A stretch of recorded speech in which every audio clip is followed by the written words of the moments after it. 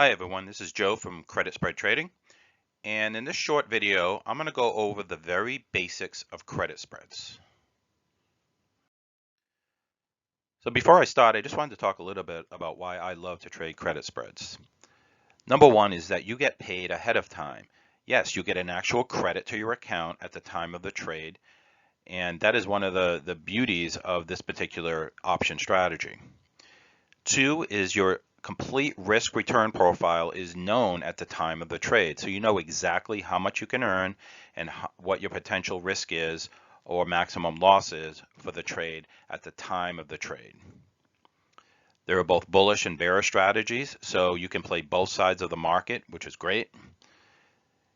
One of the coolest things about credit spreads is that your position can actually move in the opposite way that you thought it would, and you can still have a maximum win. If you think about individual stocks, it is really just black or white. You buy the stock, if it goes up, you win. If it goes down, you lose. But with credit spreads, there is a lot of wiggle room and give so that you could be wrong and still have a maximum win. Number five is that you can target your own return. I'm not going to really talk about that in this module, but you can look at your portfolio and determine what kind of return you want to receive over the next year or so.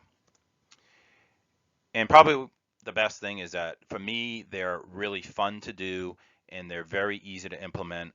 Once you execute a couple of these, you'll be off and running.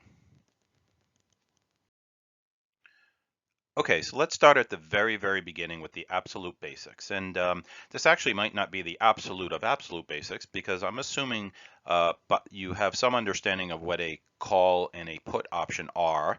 If you do not, then there are a million resources out there on the internet for you to educate yourself on that. But in terms of credit spreads, a credit spread is made up of simply two components. One is an out of the money option that you sell, which generates a credit to your brokerage account. And attached to that is a corresponding out of the money option that you buy, which generates a debit to your account. Now, the sold option that you're selling provides greater income than the cost of the bought option because it is closer to the market price of the stock. And then the net amount is the credit for the trade, which is automatically credited to your account. So let's do a simple example. So the first example I'm going to show here is a call credit spread or a bearish credit spread. Now, for those of you who know what a call and a put is, you might be saying, I thought calls were bullish, and that is correct, they are. But remember, we're net sellers of options here.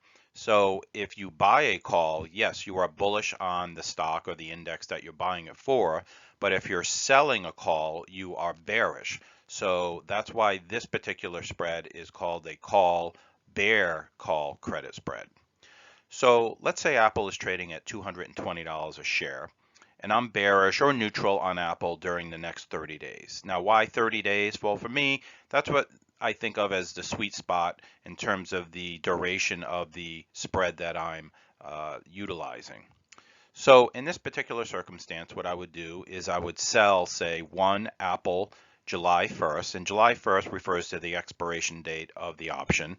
So selling one Apple July 1st call at, say, a 230 strike price, and let's say for that, hypothetically, I receive $5. On the flip side, I would buy one Apple July 1st call at a 235 strike price, and that hypothetically, again, let's say that cost me $4. So the net credit is simply the $5 I received less the $4 that it cost me equals $1 to my account. Now remember, each options contract represents 100 shares of stock, so the $1 has to be multiplied times 100 shares, so it would equal $100 credit to my account.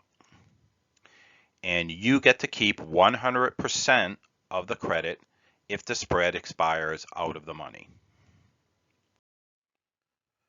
So let's take a look at the risk profile for this particular trade. So again, we're doing an Apple 230, 235 call credit spread. To determine your maximum potential loss on any trade, you simply have to look at the spread of the strike prices.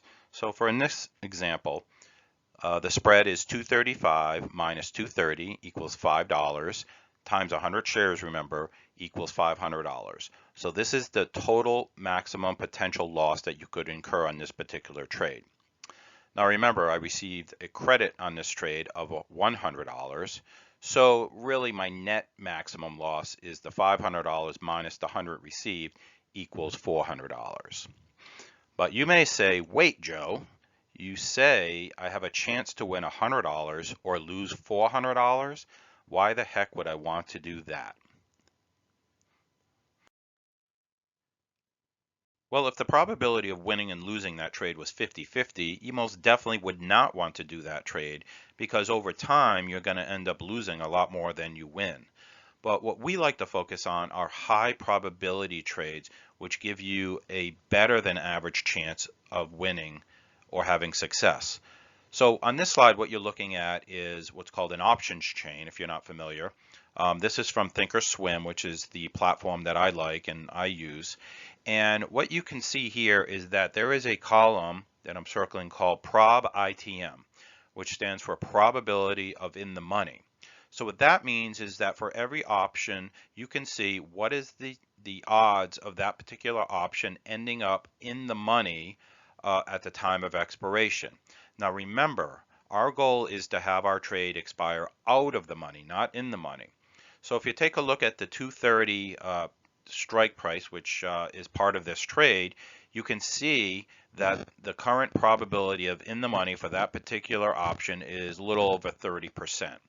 So that's the probability of this option expiring in the money. So, but remember, again, we're thinking about out of the money. So that would mean that there's a 70% chance of this particular option expiring out of the money. You can pick the 30% here, or you can even go down even further to try to increase your particular odds of winning a trade. Now, there's a trade-off between the credit you're going to receive if you do, say, a trade that has a 90% chance of expiring out of the money versus, say, a 70% chance, but that's the balance you have to take with this particular trade. The point being, though, is that you want to focus on trades that have a better than average chance of expiring out of the money. Now let's take a graphical representation of that particular trade. So you have all the components that are part of the trade in this particular graph here. You can see the current price of the stock at about $220 shown here. You have the short strike of 230 and you have the long strike of 235 illustrated. You also have the break even of 231. That's simply figured out by taking the short strike price and adding in the credit we received. Because remember, we received the credit at the time of the trade. So our break even becomes the short part of the strike, which is 230 plus $1, which would be 231. So what this shows is that anything in green is a win for this particular trade. Remember, this is a bearish position. So what we hope to have happen is Apple would stay around 220 or go lower than 220. But as you can see, the trade can still go higher than 220 up to 230 or up to 231 even, where you would break even.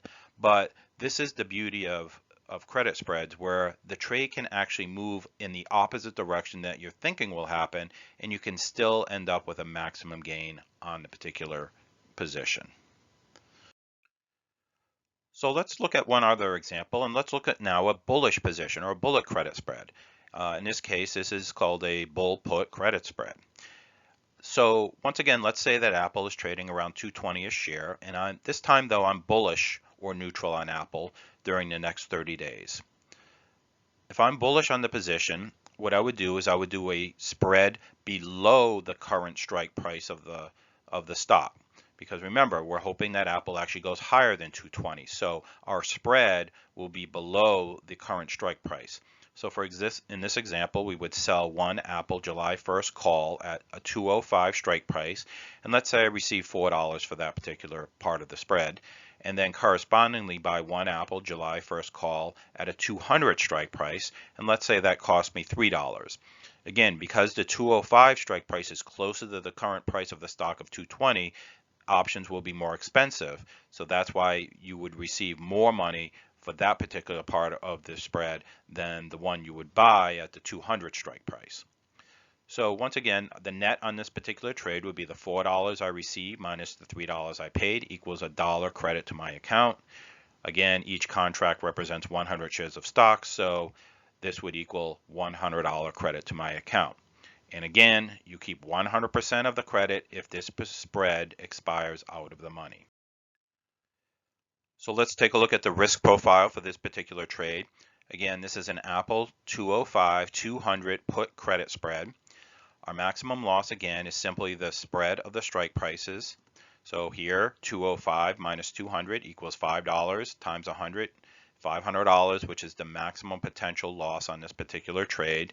Again, if this was a 203 to 100 credit spread, that would be $3 spread times 100 equals $300. So pretty simple. Again, I received $100 as a credit for this particular trade. So my net max loss is 500 minus 100 equals $400 on this particular trade. So here again, we're looking at an options chain for this particular trade. Whereas on the prior example, though, you might remember that we're looking at the call side, which is usually on the left side of the option chain. Here we're focusing on the put side of the option chain. And here we have our strike prices for this particular trade, and we have the probability of in the money. Again, about this one as well, about a 30% chance of in the money, or correspondingly a 70% chance of this particular option expiring out of the money. So once again, whether it's a call credit spread or a put credit spread, you're looking to identify trades that have a high probability of ending up out of the money. And here once again is simply a simple graphic representation of this bull put credit spread. And once again, you have all the components, the current price of the stock, this one around $219 a share. You have the short strike at 205 and the long strike at 200. The break even here is 204. Now you might remember on the bull call, on the call credit spread, what we did is we added to the current strike price the credit received for the break even. On a bull put credit spread, you would actually subtract from that. So in this particular case, the short strike is 205, the break even is 204, which is 205 minus the credit received of $1 equals 204. Because remember, we are hoping that the price of the stock here goes up, but if the price goes down, we can still break even as long as the price does not go below 204. So you can see we win in the green. Anything above 219, of course, we would win, but there's still a lot of wiggle room here. The stock can go between 219 roughly to 205, meaning it goes down, which is the opposite of what we thought would happen, and you can still end up with a maximum win on this particular position. So let's summarize. Credit spreads consist of a short and long out-of-the-money option position on the same stock or index expiring the same time and at different strike prices. The result of the spread is an immediate credit to your account. If the position stays out of the money at expiration, you keep the full amount of the credit. And the key is focusing on high probability trades.